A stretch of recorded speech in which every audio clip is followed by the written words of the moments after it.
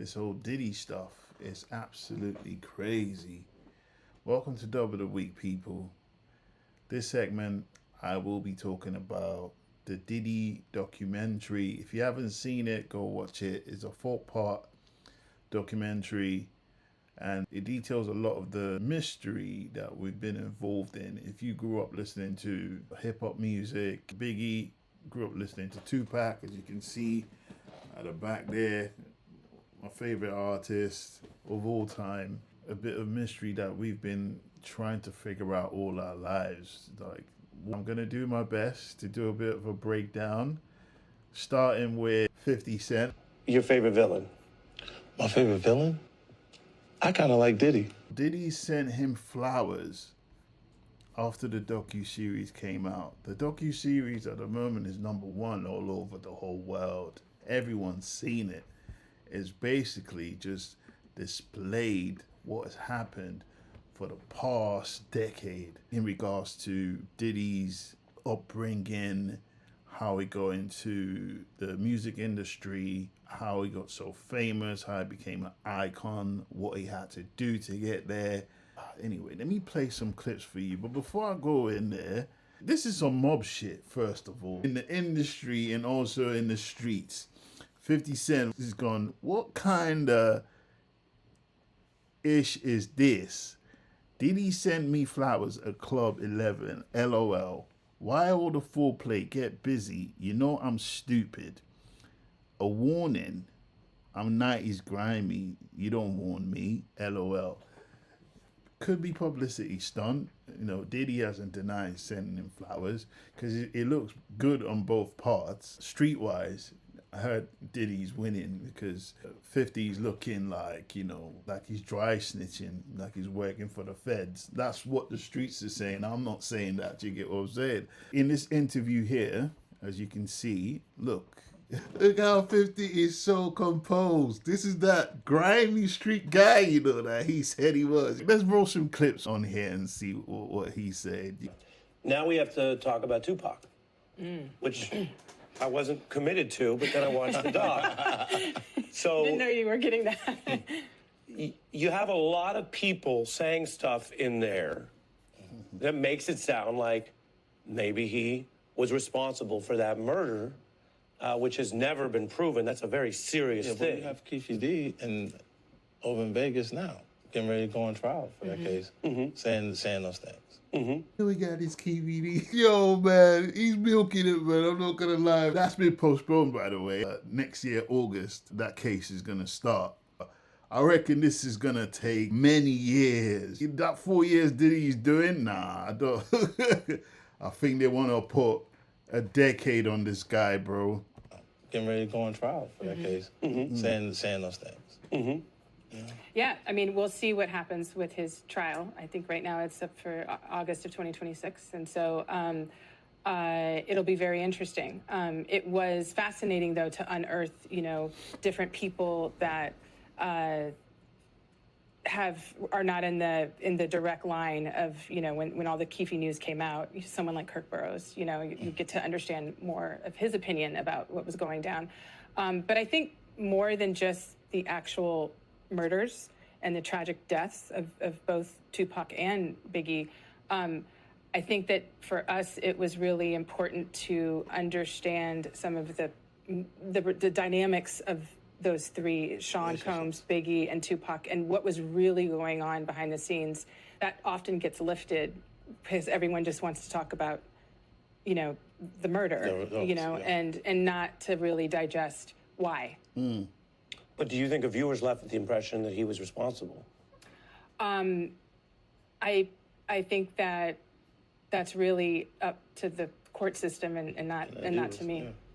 Or the film. We're just presenting, you know, things that have been reported on, have been said by Keefe D, you know, himself repeatedly, and, you know, the LAPD. Show some love, brother love. That's the part I wanted to see. Yo, man, what's up? Yo, this guy's taking a piss, man. It's like, yo, it's show some love, brother love. Yo, he's taking a piss, man. I'm not supposed to be laughing at a black brother when he's down, but this is a bit of not a joke and kind of like a comedy at the same time, man. You know, like this guys, they're psychos, man. I go say that they're real psychos. I never want. Yeah, they make good music, but I never want to f with these kind of guys, man. Pause. From love, brother, love.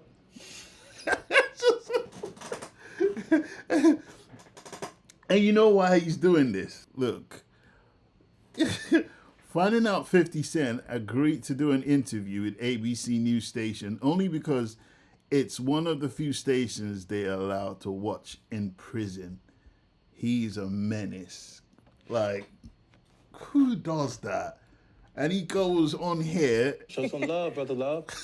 He just shows some love, Brother Love. Come on, man. That's his new name, Brother Love. Do you get what I'm saying? So this is a mob type thing going on between 50 Cent and Diddy.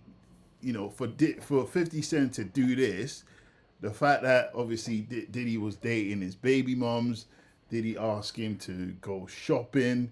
Do you get what I'm saying? I think is absolutely deeper than that. Before even 50 blew up, before he got shot, everything, he tried to get in the music industry. I heard they didn't want to allow him. Do you get what I mean? And after he had his shot, you know, from the Get Rich Dad try and going 10 million, etc., you know, he's basically going with the 48 laws of power, saying, I'm going to crush the enemies, or I'm going to go after everyone that didn't want me to blow up. Do you get what I'm saying? That kind of thing there. And I think Diddy was one of them, because these two, their rivalry has been for time, which brings me on to say this is the reason why he's doing this, because he's only the face. He's like a big promotion machine now, 50. That Instagram that you're seeing him posting, it's a big promo tool. He's a massive promo tool for hip hop. Do you get what I mean? When he says, yeah, come work with me, I'm number one. I think maybe this is the main owner, the lady sitting here. Which brings me to this clip as well. GENEDEAL. GENEDEAL, right, is one of Diddy's bodyguards, like previous bodyguards. I mean, excuse me, guys. I'm just going, you know, all over the place here. I'll try and make it make sense. You get what I'm saying? But for those that know, you already know. GENEDEAL was one of the bodyguards for Diddy, and he knows quite a lot. This is the guy I wanted to be in the documentary, but he wasn't there. Obviously, there was some situations involved, and he didn't appear in there because it's all about the money. Do you get what I'm saying? But this is what he said about 50 Cent. She was talking about, you know, there's no way nobody paid. Nobody what? I say, first of all you people come with these documentaries and stuff, the first thing you tell me, y'all tell these people out here that y'all don't pay, and y'all pay. You give, if you can make a picture look like $10,000, $15,000, you know what I'm saying? You can sit here and tell me that you're going to pay me for my time sitting right down here with y'all. You understand? So then, you know, one thing led to another. And I was like, yeah, all right, well, then, you know, F you. You know, I spoke to 50, and then she said, 50? And this is exact words that came out her mouth. 50 does not determine what goes in and goes out of this documentary. See? He's just the face, and he was happy to be the face because of the pettiness between him and Diddy. There's a massive rivalry going on between the both of them. Do you get what I'm saying? And the both of them are similar. They're similar. They don't give a ish. They'll do anything to get what they want. So you gonna be scared of 50 Cent too, the fact that he can do this to Diddy. Do you get what I'm saying? Like, they are quite similar, I must say. But, hey, it is what it is, man. Do you get what I mean? I'm just here reacting to this. It's like, it's a movie. They deserve Oscars, all of them. All of them deserve Oscars. I'm not going to lie. It's a movie. We're going to need a new Tupac movie, a new Biggie movie, a P. Diddy movie, a new 50 Cent movie. I'm telling you, because the movies did not portray all this. It's deeper than we think. Do you get what I'm saying? we just saw like the commercial side of it. We didn't really see like the street side of it, because these are like street guys that are portraying industry guys. Do you get what I mean? Man said he's 90s grimy, man. Like, get with it, cuz. Get what I'm saying? Yo, this is not a joke, bro. You get what I mean? Like, but I want to get into how this whole thing started with Diddy, man. Yeah, so I was watching Trap Moros. Shout out to him, man. Do you get what I mean? He's one of the dons of this. Kind of someone I look up to when it comes to this. He's absolutely a breakdown king of all these hip-hop artists. If you haven't subscribed to him, go check him out. My main thing in that documentary was to know the breakdown of what really happened with Tupac. Let's see what Trap Moros had to say. Basically describe what went down in this quad shooting in his book From Friends to Enemies, and this is kind of some of the excerpts from the book that were posted to a forum. And basically, just to give the background, okay, Jimmy Henchman, who was obviously an infamous he's an infamous drug kingpin turned music mogul turned back drug kingpin turned jailbird, basically, to put it lightly. Okay, he was definitely in these streets, and he was been involved in the rap game as well as the streets for decades, right? And basically what happened is Jimmy agreed to pay Tupac $7,000 for making a guest appearance on a song for one of Jimmy's artists, Lil Sean. And basically he wanted to give Tupac a check. Tupac wanted cash. Jimmy didn't want to give him a check. And then basically Tupac dissed him. He called him a hoe, a pussy, a bitch. He said, you New York bitches better have my cash when I get there. And if you know Jimmy Henchman, he ain't played. Tupac should have known better than to disrespect Jimmy like that, talking recklessly. Everyone knew Tupac had a big mouth, but now he seriously upset Jimmy. So basically, So if Tupac would have agreed to the check, would all this have happened? The guy agreed to pay Tupac for a feature, but Tupac was like disrespectful, like, yo, have my money, I want it in cash. Do you get what I'm saying?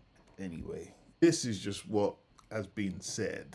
It's still a mystery. It's only Tupac with his own mouth that can tell you the truth, or Jimmy Henchman that he disrespected. But let's keep going, man. hitters, the shooters, the gangsters, they were dispatched to go and teach him a lesson, basically. They were sent over there. They said, you need to go and teach him a lesson. All right, get over there and deal with Tupac. Says here, Jimmy needs you to do a job for him. He wants you to rob the rapper Tupac Shakur and teach him a lesson about respect. This was when Tupac first of all got shot. Do you get what I'm saying? He hadn't joined Death Row. He wasn't working with Suge Knight here. He hadn't even gone to jail yet. Do you get what I'm saying? This was the first time he got shot. This was when he was Biggie's friend, etc. Still involved around that New York area before like actually going to LA. You get what I mean? If you know the story about Tupac, you understand. But let's keep going.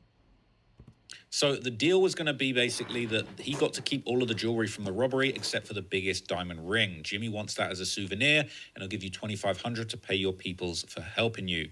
They ran down a whole list of the exact jewelry that Pac will be wearing, the value of each, and basically he knew where he'd bought all of this jewelry from. He knew what he had, he knew what he bought, and basically knew everything that was going on. And basically, this is where you start to see,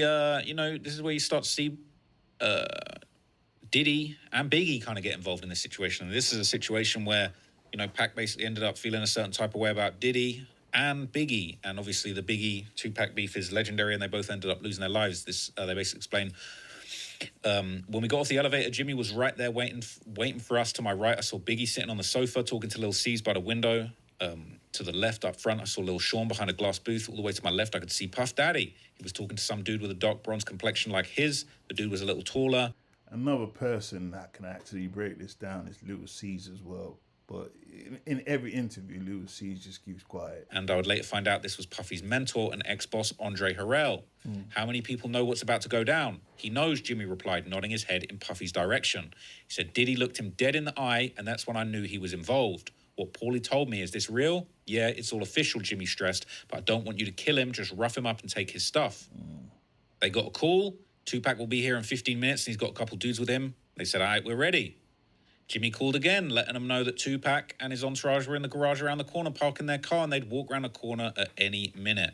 So they pulled up, They ordered Pac and his crew to get the F on the floor right now. They dropped to their knees, but Pac was bucking. He reached for his gun that he had tucked in his waist. JD grabbed his hand, and they both struggled for control. Pac's gun goes off before he can pull it free from his waist, and then JD started pistol whipping Pac in the head, over and over with a 45. When I heard the shot, I crept around the corner to see what was up. Everything is cool, Spunk said. We got this under control, but right at that moment, Lil C's comes riding downstairs on the elevator. When the door opened, I barked to him, get the F back inside and go upstairs. His eyes got as big as a crackhead's who's just finished his first hit. Shout out to Lil C's, man. You get what I'm saying, man. Lucky to be alive. Biggie's right hand. He used to drive Biggie about when Biggie got into an accident and stuff. He was just Biggie's main man. But the fact that he can't say nothing, I think Lil C's his own documentary will be sick because he will have a lot to say. He's supposed to be in his documentary as well, but he's keeping it 100. He doesn't want to be part of it because there's some real mob shit going on. So they stripped Pac of all of his jewelry and they basically took off, put the guns and the jewels in the stash box and got out of there. It says, after we reached our cars, Paulie approached me and said, "Why did you shoot Pac?" He asked with disappointment spreading across his face. Jimmy called complaining about Pac and his boys come up to the studio all bloody, and Tupac said, "Y'all shot him." Now, this is crazy. I didn't ever know this story, right? But it basically says, he said, "Follow me upstairs, I'll show you something." He had all his boys put the guns on the table and empty the magazines. After laying all the bullets on the table, he counted every bullet to Paulie, showing him not one bullet was spent from our weapons. They said Tupac shot himself in the groin with his own gun. The wounds on his forehead came from the pistol whipping JD gave him, and the wound on his hand came from the slide on his gun when he fired it when it was stuck on his waist. It says Tupac went and told everybody he was shot 5 times at close range, which was an outright lie. If we'd shot him 5 times, he would have been dead, and then we would have had to shoot and kill the dudes that were with him too. Why would we shoot him 5 times if we weren't trying to kill him? If we shot him 5 times, we would not have left any witnesses. The mission was not to kill Pac that night. We were there to teach him a lesson for disrespecting Jimmy, and that's what we did. All that crazy stuff about him getting shot 5 times was just acting. People forget the brother was an actor. He should have got an Academy Award for his acting skills.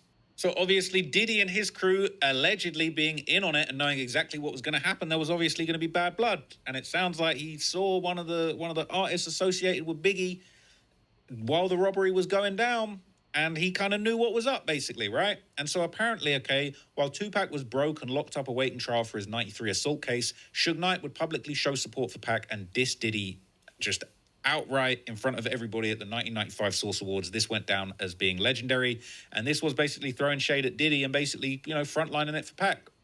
Wait. So, if Tupac did not get shot 5 times, and he was the one that actually shot himself, he the one that just started this East Coast, West Coast beef? Like, the fact that no, you know, rest in peace to Tupac and that, but, you know, it's just a mystery to me. The fact that he got shot in his groin when he tried to pull his weapon, do you get what I'm saying? And the fact that he didn't want to take a check from Jimmy, right? Is it Tupac being, you know, the arrogant person that he is, like the crazy ass, you know, from his lyrics, you can already tell, like, the aggressive person that he is, that caused all this. I'm just saying, I'm just a commentator, man, you know. First of all, I'd like to thank God. Second of all, I'd like to thank my whole entire Death Row family on both sides, you know what I'm saying? I'd like to tell Tupac to keep his guards up. We ride with him. This was legendary. And one other thing I'd like to say, any artist out there want to be an artist and want to stay a star and don't want to have to worry about the executive producer trying to be all in the videos, all on the record, dancing, come to Death Row. So that was a giant diss to Diddy. Diddy was the one who was always dancing, can't stop, won't stop in the videos, dancing, all of that stuff, okay? Now, this would basically lead... They were friends, you know. All these guys, they were friends. Diddy was friends with Suge Knight before all this happened. You know what I'm saying? Like, showing him the ropes and everything. Like, there was history between them. I don't know how friends turn into enemies, man. Oh, it's just crazy. Why? Because of money, women, power, respect. Is it all worth it? Like, let's keep going, man. Needed Tupac to get out of jail and immediately sign with Death Row Records and get the bond money he needed for his release. And this is the contract that he signed, okay? This is the contract that he apparently signed. He needed money to bail himself out of jail, and Suge Knight came with the infamous Death Row Records napkin contract, a 3-album, $3.5 million contract, but Interscope Records owned Death Row, so to make things official, on October the 4th, 95, Tupac signed a formal contract with Interscope, sealing the deal to work with Death Row. And basically... I'm guessing that in jail, Tupac was hyper when he saw this, man. You get what I mean? The fact that, obviously, these guys, you know, they tried to rob me regardless, or even if they tried to shoot me, they didn't shoot me, I'm in jail. They brought me $3 million. It's time for war. You get what I'm saying? Like, it's war against Bad Boy. I don't care, bro. You get what I mean? He would have been hyper, been strategizing how he's gonna, you know, do things. You know what I mean? Come out, ain't nothing but a gangster party. Ain't nothing but a gangster. You know what I'm saying? It's also hyper things. Like, yo, he would have been gassed in jail when he saw this contract. You know what I'm saying? $3.5 million? And the guy had nothing. This is a guy that they tried to shoot. Even if he was the one that shot himself in the groin, you know, they still tried to rough him up. You know, some people will take that as disrespect. You go, they tried to rough him up. Someone would take it as disrespect. However, I just wish maybe Tupac would have just taken the check and this wouldn't happen at all. But I think it was just bound to happen, man. You know, let's keep going, man. What makes the contract even more special is Interscope Records deems this to be Tupac's bail agreement and detail how, when signed, that they'll release Tupac from prison. So basically, he signed this contract, he signed a record deal that simultaneously released him from jail and also signed him to a $3.5 million record deal. Man. Now, weeks before Tupac gets out, this is unfortunately when this feud would sadly end up claiming its first life. And in an interview with The Art of Dialogue, Mark Curry and Greg Taylor would basically explain how Suge Knight and Campanella Pyru Big Jake actually confronted Diddy at Jermaine Dupri's birthday party, with this actually leading to a violent altercation. This part over here, this is legendary. I didn't even know about this. They need to make another movie and properly detail everything that happened. The docuseries was nice, but it missed a lot in there. According to GENEDEAL said he missed a lot. Do you get what I'm saying? About what really happened when all those people died. That being said, man, I want to get right into the documentary, man. How you feel about the documentary, man?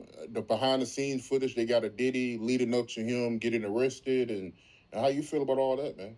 Well, what I feel about the documentary, they left a whole lot of key things out. If they was going to do something and they're going to say in the reckoning of Sean Combs, the reckoning, or Diddy, the reckoning and stuff like that, it should have been a lot of people that we lost because of him.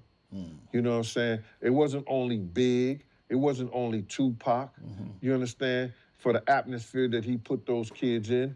You got a guy named Anthony Wolf Jones, who was from Bad Boy, from its conception as doing security and being one of the financiers of Puff having to have some money to keep Big and Craig Mack around before he got to Clyde Davis. You know what I'm saying? They wasn't able to tell that story because they didn't have no intel on that story or what went down, or they didn't do their investigations right, which he also led up to the reason why Wolf ain't here today. You understand? They didn't tell that story. They didn't tell a story about Jessica Rosenbaum, who was at the City College situation. Yeah, you understand? When it was Puff, Heavy D, and Jessica. You know what I'm saying? Jessica was the reason why those kids lost their life, because she locked the door on those kids running down the steps. You understand? Well, so if you watch the docuseries, they did detail this part where Diddy had to take responsibility for the deaths of, rest in peace to them, for the deaths of the people. So this is what Gene is detailing. This is why I said they missed this guy. They should have paid him the bag, man. Whatever bag he wanted, they should have paid him. They missed this guy because he details a lot of what actually happened. You get what I'm saying? It was a bit more industrial, like the docuseries. It's nice, it was good, but it was like, it's not like anything that we didn't know already. Do you get what I'm saying? See her name in a news article, but they didn't mention nothing about her taking place, but they try to put Heavy D, God bless the dead, out there and they put Puff out there. You know what I'm saying? She should have been the main one because she is the one who locked the door on the kids. You understand? She is the one who locked the door on the kids. Where is she and all now, those though? kids lost their life. Where is she now, though? So anyway, that's what I was trying to say. According to him, they didn't go into a lot of detail in the reckoning of P. Diddy. Let's go back to Jamin Dupree, Suge Knight. So basically, Suge Knight smacked Diddy and Jamin Dupree. Matt Corey details the night Big Jake's life was taken. This was also in the docuseries, so this kind of gives you an intel of what actually happened. I didn't see this other guy in the docuseries, but Matt Curry was there. Matt Curry was a Bad Boy artist. He wrote quite a bit for Bad Boy. I didn't even know that he was involved in Bad Boy for that long. Do you know what I'm saying? He was a writer. Like, he wrote a lot of Diddy's raps and everything. Do you know what I'm saying? All that, don't worry if I write rhymes, I write checks. Jermaine Dupri, his security, Puff with Wolf. And Jake looks in and see these guys, right? I'll never forget that bend over. He looked over, he looked at that door and seeing that they was in there. Came right to the... He went back and got Suge. Suge came back. Boom, boom, boom, boom, boom, boom, boom. Boom, boom, boom. Bro, it sounds funny, but yeah, but that shit that looks big, man. I'm not gonna lie, but I don't know, he messing with them kind of guys there, bro. Came right in and slapped the shit out of Jermaine Dupri. Jermaine ran out the goddamn club, you know. If you don't know who Jermaine Dupri is, that's So Def. He was a big record exec as well from Atlanta. My boy Jermaine. Shout out Jermaine. It was no way he could even compete with that because he slapped his security too. They beat his security at. The nigga supposed to be protecting them. And, oh man, it was a nightmare. And Jermaine ran out, his security ran out. Jake and his birthday. And on his birthday, he got slapped like that. He hit that dude, no, like, he didn't even speak to him. What's up? Bah! Jermaine ran. So then we like, oh, snap. Right? And Puff was standing right there, and he snatched Puff off his feet. It's the first time I ever seen a man dangling in the air. Tell you what, obviously Puffy was on that skinny level. What's that tune? You know very well. You want that Biggie's tune? Do you get what I'm saying? Take a look at Puff. They was quite skinny. Do you get what I'm saying? He's not a Puff that you're seeing now or the P. Diddy that you're seeing now. I can understand him saying Suge Knight just grabbed him like that. Yeah, Suge Knight was quite big. Air off their feet with one hand. Suge had him with one hand and was shaking them. Like, what's up, little bitch? You've been flying all around the country since you had me go in there and do that thing for you. What's up with Mary J. Blige Publishing? What's up with Jodeci Publishing? Yeah. Puff go, yo, Suge, I ain't gonna be your bitch. Grabbed his arm with his right hand. And shout out to Puff too, man. He was on his G shit. You know what I'm saying? Like, yo, I ain't gonna be a big man like that. This is Suge Knight. You know what I'm saying? Because Suge Knight, everyone knows Suge Knight he's the one that got a lot of people out of contracts. He did the same to Eazy-E as well. I believe that this is true. Suge shook him again. Then Wolf reached over and grabbed him. Wolf is so gangster. He said, boom, Suge ain't going down like this no more. Mm-hmm. And enough was enough. And he brought Puff out the air, set him back on his feet. And him and Puff went at it with Suge. They both went at it with him, right? Then Jake reached over and grabbed the two niggas that was sitting at the bar that ain't had nothing to do with it. He grabbed this Jamaican dude, the smallest one. The littlest dude, he grabbed this dude like, ugh. And dude go like this and go, me not no fan of yours. I don't watch television. Jake was like, ooh, we was all like, ooh, he grabbed the live wire.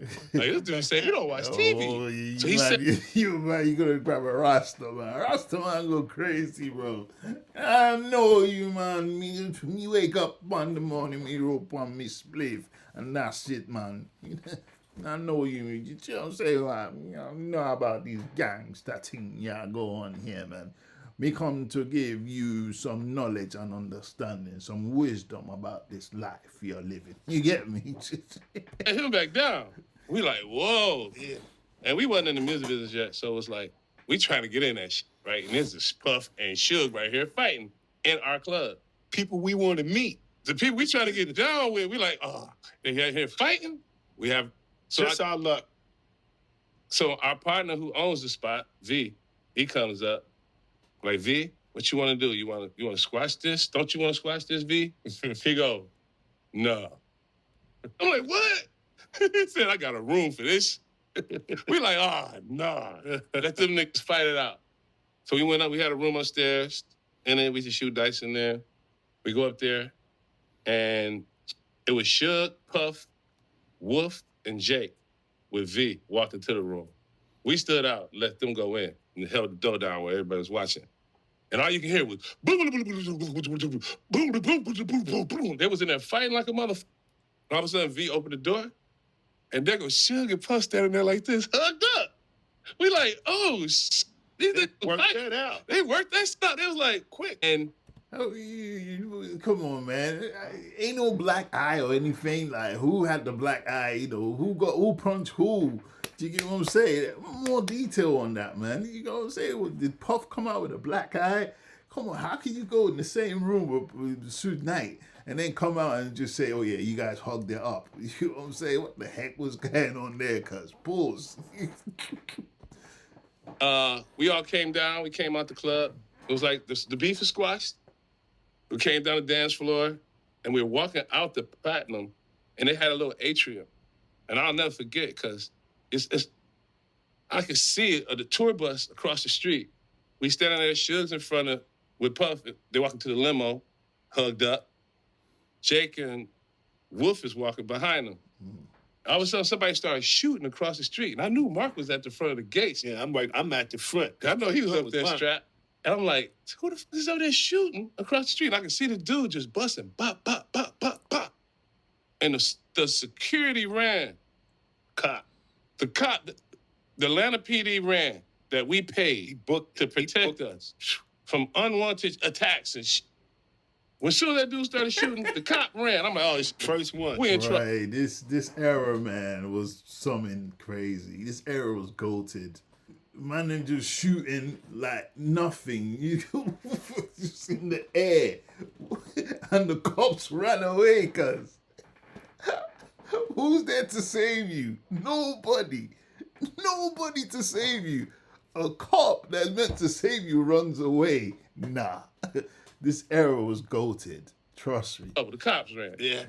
Then all of a sudden, the dude just came out of nowhere. Where everybody was looking that way, this dude came out of nowhere and flashed like the Flash and spent, and he touched Jake with that gun. I never seen that shit before. Them New York Knicks is the coldest killing Knicks I ever seen in history. They killed that play. It was called the play for the overlay. They started shooting across the street to make everybody look. We looked. The dude came out of nowhere and just touched Jake. And Jake was about 400 pounds. He hit him like, what, 4 times, 7 times? 5. Wow. I mean, he just kept shooting, just touching him, bop, bop, bop. But the whole time he was looking at Suge like, you next, nigga. Sorry, man. I don't know, but this is like a movie to me, man. It's a mystery. It's crazy. It still baffles me. And the reason why I'm saying so is because the guy was just shooting this Jake guy, which was Suge Knight's friend. This is where all this beef really stemmed from. Do you get what I'm saying? It was a New York guy. Do you get what I mean? That was just come out from nowhere, shooting in Jermaine Dupri's party. Jermaine Dupri probably knows about this too. I don't think he detailed it in Drink Champ, but I don't think he said anything. But man, this guy was shooting in the air and come out from nowhere and just bust on Suge Knight. So Suge Knight was so lucky that day. that he didn't get shot as well. That they just shot Jake. Like that's what this is where all the beef and everything starts from. And we like, oh, and I'm standing right behind them. We like, it's happening so fast. And then he pulled out on Suge to blast Suge, and I thought it was a girl because it was screaming like a girl. It could have been two times because when I looked, I seen him have Puff. That's when he had Puff in that chokehold. When Jake was doing that, the reason why, just imagine, if the girl was in front of, why he wouldn't have let the girl have it too? If he just finished doing what he was doing, if it was a girl, and that was all that was protecting him at that time, she would have got it too that night. He couldn't do it. That's why he grabbed somebody he couldn't shoot at. That's why he looking at him like, yo, this should have been you, but I can't get you right now, but I got him. To let you know. Yeah, I'm letting you know. That's why he looked at him like that. That's why he was because he couldn't do nothing to him because Puff was right there. Wow. So hold on. So then he drew down on Suge to give it to him, and Suge snatched Puff up. Yeah, that's when he and that's when they wouldn't shoot. With that tan linen suit on. And then he backed because they was going to the limo, then they backed up to the back door. We go back into the back door to the club. That's when he snatched the girl. Yeah. That's when he was running crazy. Remember he's like, oh shit. I know I was running. I don't know. All I know, that nigga started shooting. It was like slow-mo camera, like it was like your whole life flashed before your eyes. Yeah. But when he was shooting, I knew he wasn't gonna shoot me because I told you I used to see him all the time. Like I used to be the one that served him his, crystals every night. So when he was shooting, it let me know that I could actually look at it because I said, he's not going to shoot me. He's shooting somebody else. So I was able to sit there and look like this and go, wow. Yeah. I never seen him get touched by a gun and shot before. That just blew my mind. I thought, I was like, this is surreal. And then we all backed up and we went out to the kitchen. Facing, bro. It was like out the back side door to get away. And it was like Keith Murray, Too Short, Dallas, Jermaine. Everybody on the side. Hiding up under the car. Yeah. And then Wolf. Right. I came up on Wolf, and that nigga was over there crazy, like insane, right? He was like, I'm like, Wolf, what's wrong with you, Wolf? Wake up. I had to slap that nigga. Psh, psh, wake up, Wolf. He came out this, bro, bloodshot eyes. And I'm like, damn. Wake up, Wolf, what's up? And he was like, he was in shock. And he was the homie, so we like, come on, homie. What happened?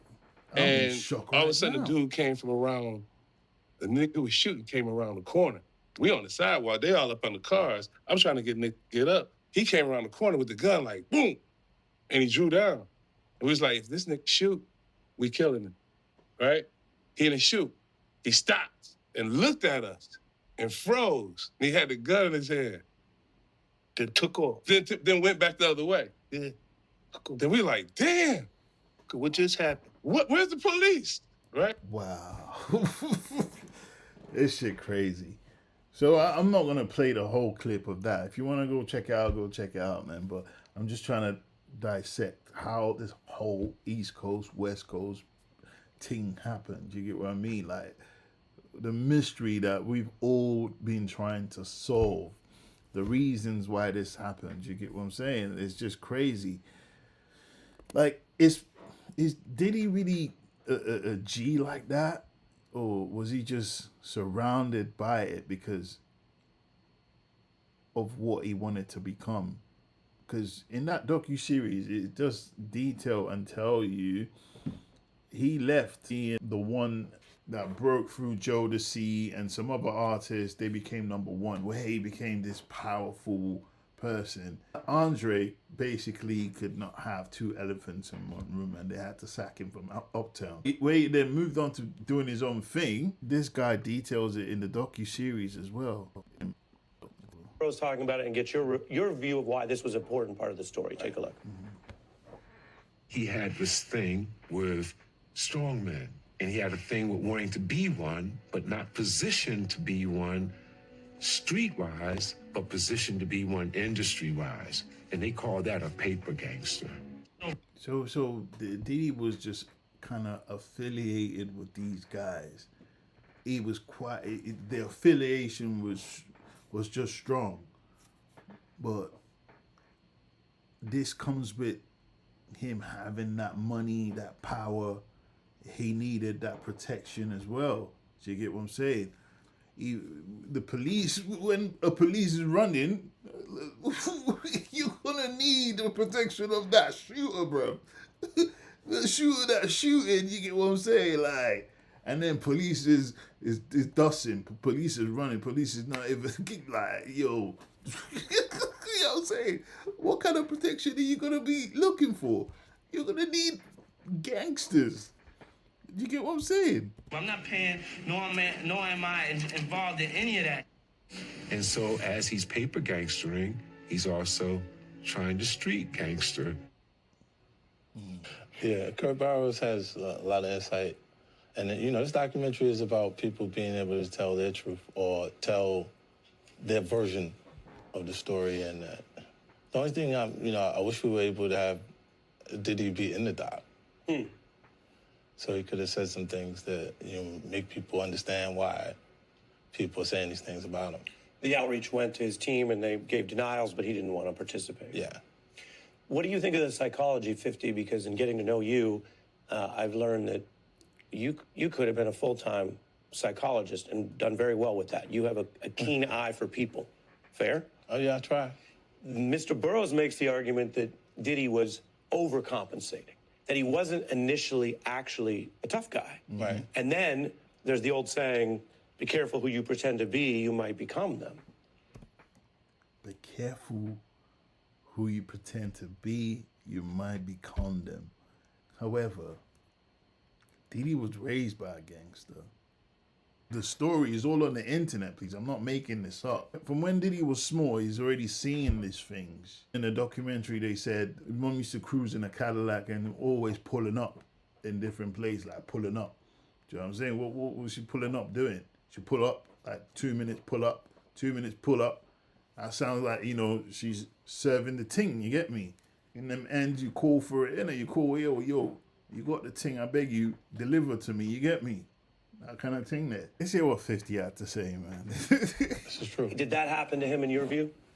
I'm not sure if that's what transpired, but, because I don't know him to be tough. Like, we haven't even had problems, like me and him.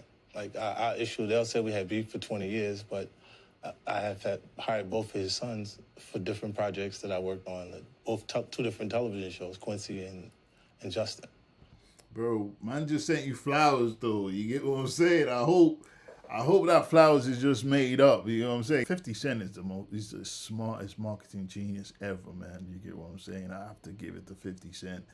Like, he's on the next level with marketing. But he learned from the greats. However, he took it to a next level. Do you get what I mean? But hey, who knows who sent the flowers? Could have been Rose, huh? See what I'm saying? He's Miami, in it. You know what I'm saying? Could have been Rose. But yeah, I don't know, man. I'm just saying my own thing here, man. Yeah, don't take my word for it, man, people. Do you get what I mean? Like, it's just mad, like, this whole thing. Let's hear what he ended up saying. So I don't, have that energy towards him, where we trying to hurt each other. All I would, while other people pointed out those situations, that he was dangerous like that, I said, oh, okay. I take it in, but we never got there. But however, Diddy is your favorite villain. He said that already. And my guy sent him flowers too. If it's not really beef between the both of you, but why do you keep knocking this guy while he's down? You get what I'm saying? Why do you keep emphasizing about the fact that he asked you to go shopping, which is disrespectful? I don't see that as what people are saying it is. I just see it as disrespectful, because that Shine situation where the shooting happened, it wasn't actually Shine as they say. They say that it was another gangster that chopped money on Diddy, and Diddy then obviously pulled the ting and then did the shooting. that's what the lady that got shot said. This is the kind of guy that will do anything to get what he wants, man. He don't give a ish. Let's go to how they got the footage. You know, Diddy recording himself, thinking that he was going to beat the case. That's probably why he recorded it. But let's get into how 50 got scenes of Diddy talking about the case that he just got 4 years for. That's the racketeering, sex trafficking. Let's get into it. Shooting a documentary. He thought this whole thing might go away and just wanted to have some really good content for afterwards. How the hell did this video get in the hands of 50 Cent, the arch nemesis of Diddy? Well, I think it was delivered legally, supposedly what they're saying. I think what happened was that when he did this video in the hotel, he was probably thinking that he was going to probably be acquitted and he was going to probably get out and he could probably run back his last days that before he got arrested so he can use that for some footage later on. But it sort of backfired on him because... Sort of backfired. Sorry I paused that there. There's a positivity and negativity in that. There's something called manifestation. Positivity is the manifestation part because the guy thought, yeah, I'm beating this. I am going to keep on moving on with my life like nothing's happened. I'm not going to sit back and get slaughtered, basically. I'm going to keep going regardless. That's the mentality that Diddy has. You got to give it to him for that. I'm not bigging him up for all that he's done. He's done all the bad. But we've glorified it too because we've listened to his songs. The song that he said that he was going to put a hit on you for 1 million, we've listened to it and we were all G'd up about it as well. You get what I'm saying? In the clubs, you get what I mean? Well, this part here is just a bit of manifestation, but it backfired. However, he still got 4 years. But I don't think that 4 years is done. After that 4 years and he comes out, he better just claim bankruptcy. That's probably the best way to do it. He's got civil cases upon civil cases. And then he's gonna have this 2-pack thing next year too, because him and THEDUBB are the only ones they can track in accordance to the murder of Tupac. However, let's keep going, man. Now, I don't think he wanted it to get out. And plus, he's in an appeal process right now where he's trying to get out from under this. He's still appealing his case. And this sort of brings back old memories, you know? Yeah. Let me ask you. Opens up a can of worms. But let's keep going. Man. Sort of brings back old memories, you know? Let me ask you this, Derek. Somebody real close to Diddy was holding that camera because Diddy didn't have people in his inner circle, in his hotel room, saying things like this unless they were close to him. And yet, whoever owns that copyright, whoever had their hands on that video, did him dirty, you know, and gave it to his enemy. Why and how do you think that happened? Well, I think the person that probably did the video footage wanted to get some recognition for having that type of footage. And I think, I don't know if they signed a no-compete clause or an NDA, but that person turned that over apparently, and it went to 50 for the documentary, which he used. I can't wait for that story to because right now it's a huge mystery. 50 ain't saying where he got it. He's not giving up, the source of who brought it to him from Diddy's circle. Right. But maybe someday it'll come out, and I'm calling you when it does. Diddy's legal team says that, quote, Netflix relied on stolen footage that was never authorized for release, but Netflix says it has the necessary rights to all footage used in the project, and even offered Sean Combs an interview, which he declined. Let me move on to that other big nugget. It feels like 50 Cent, I get it, they're at war, they have been for a long time, but 50 is putting Sean Puffy Combs real close to the murders of Tupac and Biggie. Is it all smoke and bluster, or is there something there? Okay, I worked those cases, the Tupac and the Biggie case. I mean, I remember here in New York, when Tupac got killed in Las Vegas, and I'll start there first, I did reach out to Las Vegas at the time, but they weren't really up on what was going on in the hip-hop world. When Tupac got killed, I sort of knew from my counterparts in Los Angeles at the time that we knew there was something brewing with this thing that happened with Tupac at the MGM Hotel, and that it kind of spiraled where he was later in Las Vegas and he was shot by several people that were in a car, one of them being THEDUBB. In 1997, when Biggie got killed, that was another case that I worked on because we had the death threats here in New York on bomb threats at the funeral home. I had to set up a whole task force and the units to deal with that funeral while it was here in New York. I mean, going to the gravesite, the burials, the funeral, everything. So that was a big deal back then. Right now, the person or the alleged person who might have brokered the deal with Diddy about this $1 million hit on Tupac, he's deceased. So Las Vegas is going to have a very tough time putting this case together because a co-conspirator can't really give you a full idea of what's going on. You need some independent corroboration in cases like this, and that's what Vegas really needs at this time. It's gonna be a tough one, man. That's all I gotta say. But I'm gonna start wrapping it up, man. You get what I mean? Like, what do you guys think, man? Please let me know in the comments, like, with all honesty, man. Do you think like 50 is being petty, dry snitching going on? 50 just doesn't care, just wants to make his money, or is this just like proper war between them? Because for man to send flowers to you, do you think 50 made that up? A little marketing scheme there. You know, the docu-series detailed a lot. They spoke about Biggie's. As you can see, Diddy built a estate for Biggie's funeral. I didn't even get into that. However, there's sources that say that is not true. There's a bit untrue in that. Do you think if Tupac would have taken the check from Jimmy, all this would have started?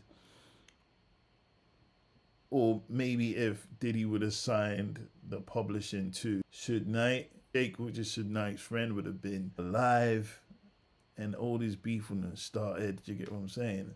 But obviously Diddy didn't want to be a punk. Or is it the fact that Diddy portrayed to be something that he's not, and once you portray to be something, you start becoming that person? Is that what really happened there? They're all good actors, man. That's all I've got to say. I really don't know who to believe. You know, let's go to Waka Flocka. Yeah.